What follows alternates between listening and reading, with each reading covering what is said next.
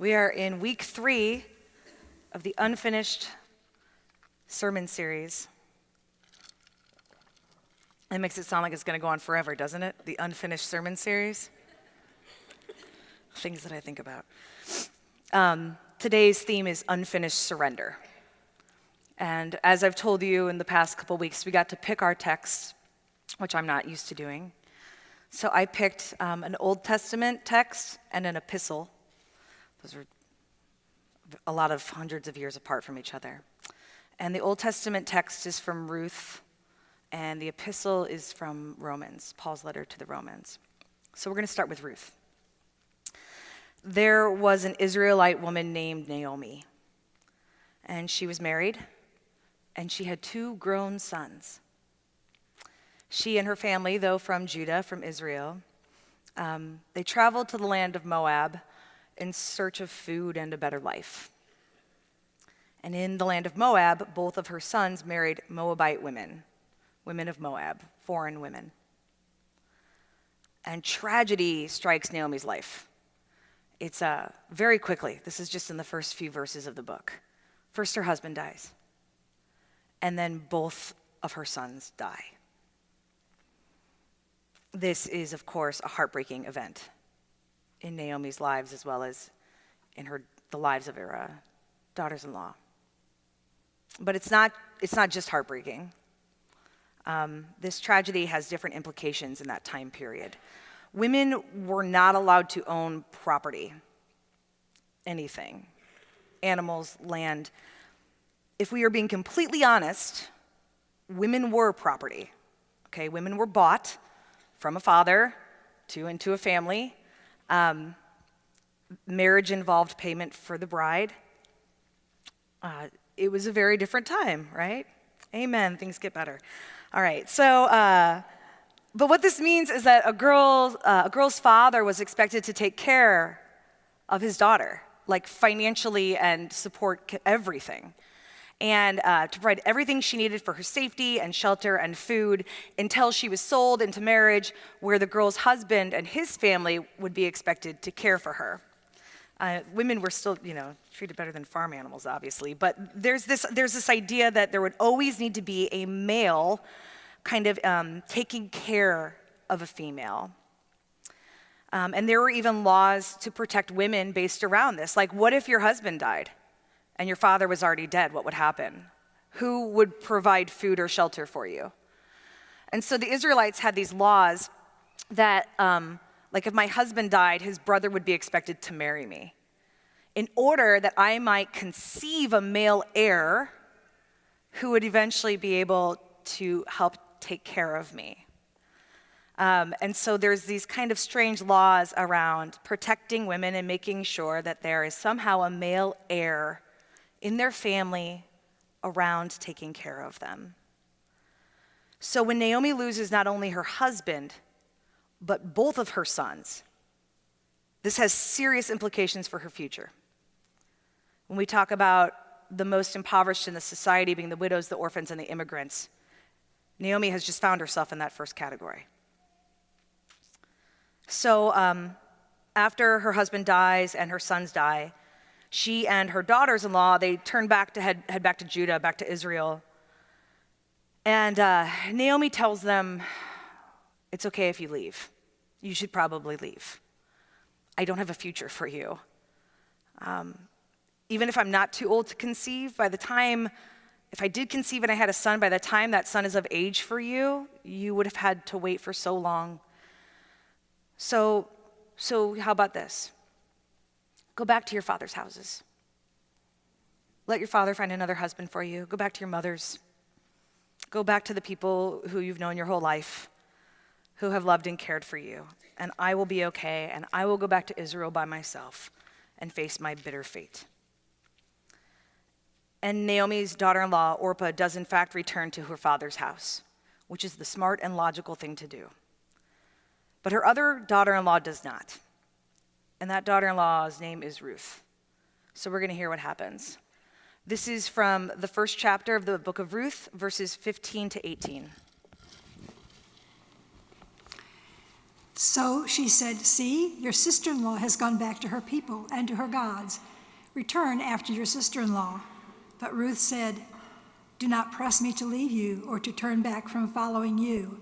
Where you go, I will go. Where you lodge, I will lodge.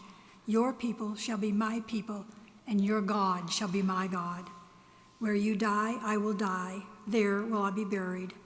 May the Lord do thus and so to me, and more as well, if even death parts me from you." When Naomi saw that she was determined to go with her, she said no more to her. It's a beautiful text. Ruth was not going to let Naomi go at the world alone. And it's not just that. It's not just Ruth's ability to surrender and to be there for Naomi. Ruth was not exactly set up to have an easy life for herself with this choice. As a Moabite, not just being a foreign woman from a foreign nation, but from this particular foreign nation, was going to be very difficult in the Israelite community. The Moabites were in a special seat of hatred. If someone from the Israelite tribe had a child with a Moabite, the descendants were not considered members of the tribe for 10 generations. Okay, these people were not revered. But Ruth goes anyway. And she chooses to take care of her mother-in-law in any way possible. And that is basically what the book of Ruth is about. Surrendering her future to Naomi. Surrendering her future to God. Today's theme is unfinished surrender. We are called to honor God by surrendering our normal life, where we are in control and we're guided by our own priorities. And we are called to take up an extraordinary life built around God's control and God's priorities. And I think God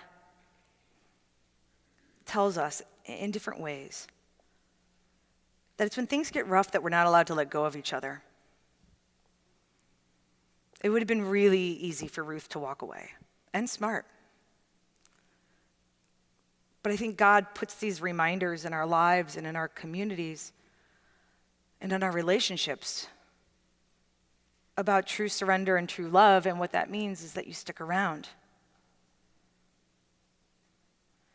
Ruth's choice to remain with Naomi and to claim all that she is as her own, including the faith of the Hebrew God, is an amazing example of surrendering.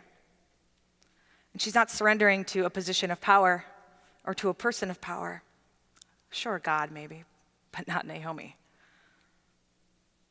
It's interesting because the verse that we read is often heard at weddings. Has anyone heard this verse at a wedding? Really? Yeah, only a couple? This is a very, very popular verse at weddings, which at first glance seems odd because it's not about romantic love. But I would say that this passage from Ruth actually points to the greater or even the greatest kind of love that there is. It points to the kind of love that is transformative and incarnate. The kind of love that changes things or that is infleshed, put into action. Many of us go through our lives, maybe just me, all right? My confession part of the sermon.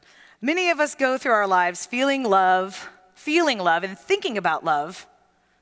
Same with the concept of surrender. We spend time feeling it and thinking about it, but we don't actually inflesh these things all of the time. Does anybody know a comic named Louis C.K.?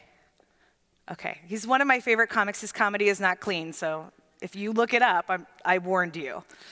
But he has this joke where he's talking about how he's flying to one of his gigs or whatever, and he's flying first class, and how he notices that there is a young soldier who's getting on the plane, and he talks about how like soldiers, like when they go to war or when they're going on duty, like they just get on regular airplanes, and even if it's like a colonel, they're always sitting coach. And how this soldier walks by, this soldier, and how he he says, like every time I see a soldier on a plane, I always think, I should give him my seat. It would be the right thing to do. It would be so easy to do, and it would mean a lot to him. I could go up to him and say, hey, son, because I'd get to call him son. Hey, son, go ahead and take my seat. And then Louis C.K. goes on a while about like this fantasy that he's imagining. And then he goes, I never have. Let me make that clear. I have never done this once. I have had so many opportunities. I never even really seriously came close. And here's the worst part. I still just enjoy the fantasy for myself. I was actually proud of myself for having thought of it. I was proud. Oh, I'm just such a sweet man. It's so nice of me to think of that and then never totally do it. Why is it that we do this? Louis C.K., one of the reasons I love his comedy is I think he points out things that we all kind of do. Why do we do this? Why do we think about doing the right thing? And allowing that thought to like make us feel good even though we've not acted it out. Like the thought and our emotive reaction. Perhaps they're there because they're supposed to motivate us toward doing the right thing, right? I don't know. I've been thinking a lot about surrender, right? And about this kind of life that's so transformative that it really could change the world. And I feel like I think about it all the time, but I don't always act on it. I don't always surrender to that life. And I don't know, maybe it's part of just that we have to discern some things. We think about the right thing to do, and we have to decide if that's the thing we're going to do right now. There's a lot of good we have to pick from in our lives. But somewhere along the line, it's about enfleshing love. It's about surrendering and making it real and bringing it into action. We are indeed unfinished. I often feel like Louis C.K. in that joke, just thinking about doing the right thing. It often makes me feel like I'm a good person. As if my ability to know what is good and right and ethical is what makes me those things. It is not my ability to know what is right or to know the difference between wrong and right. It has to be in my ability to act on those things. Not in the knowledge, but in the action. I was at Princeton Theological Seminary a few weeks ago doing some continuing education work. It's a great seminary, beautiful campus. And there's this statement that's kind of been haunting me, and I've slipped it into some of these sermons, and I'm going to keep doing it, I think, for a while. Love is not love if it's not enfleshed. And love that is not enfleshed may indeed be blasphemous. Let's let that soak in. Love is not love unless it is enfleshed. And love that is not enfleshed may indeed be blasphemous.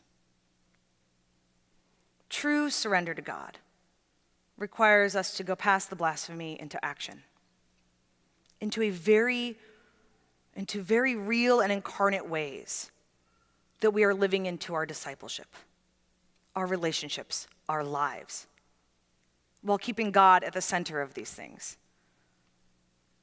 Right? I can have the feeling of love for my husband all I want, but if I'm not doing the day-to-day, is it really love? So our epistle lesson from today comes from Paul's letter to the Romans. It's also a very popular text. But I like this text because it reminds me of the ways that we're supposed to enflesh love, the ways that we're supposed to surrender ourselves to God, and to live more deeply into our discipleship. This is from the 12th chapter, verses 1 and 2. I appeal to you, therefore, brothers and sisters, by the mercies of God, to present your bodies as a living sacrifice, holy and acceptable to God, which is your spiritual worship. Do not be conformed to this world, but be transformed by the renewing of your minds, so that you may discern what is the will of God, what is good and acceptable and perfect. It's a good one. Paul does okay, I guess. Do not be conformed to this world. Use your bodies as a living sacrifice to God. Surrender yourself, not just your heart, but your all. Your all. And that's what worship is. And that's what love is. And that's what surrender is. How much of my life have I held on to? Just clutching my own self as a creation to my own chest. Unable or unwilling to surrender myself to God, to the incarnation that I am meant to be. How often have I clutched onto things? Small trinkets, large investments, money, unhealthy habits, instead of releasing these things back to God and surrendering. How often have I been too scared or too scarred to take the risk? And then I look at Ruth. According to the rules of the world, she was a lower class citizen on every front. She had so much that she could have been afraid of. And I see her surrender it all to something larger than herself. Not because it's easy or because it gives a warm, fuzzy feeling inside of her, but because it's the right thing to do. Because love is not love unless it is enfleshed, unless it is incarnate, unless we actually participate in it. And part of being in a Christian community is that it is our job to remind each other of these things. Naomi was a Hebrew woman. She knows that love is not love unless it's enfleshed. That was the reason for the law. But in her lowest moment, she needed someone to step up and remind her about what it was about. And that message came from a Moabite. If that kind of relationship can happen, then there's absolutely nothing that we cannot do together as a community. We can be each other's reminders.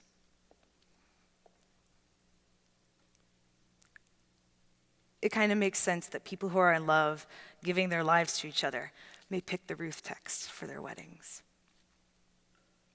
For the kind of love that transforms a relationship. The kind of love that must be enfleshed in the day-to-day. It is this love that goes beyond the concepts of romance. It goes to this deep trust. It must become enfleshed, practiced daily, or it just ain't real. And practicing surrender is hard. But we can be brave together.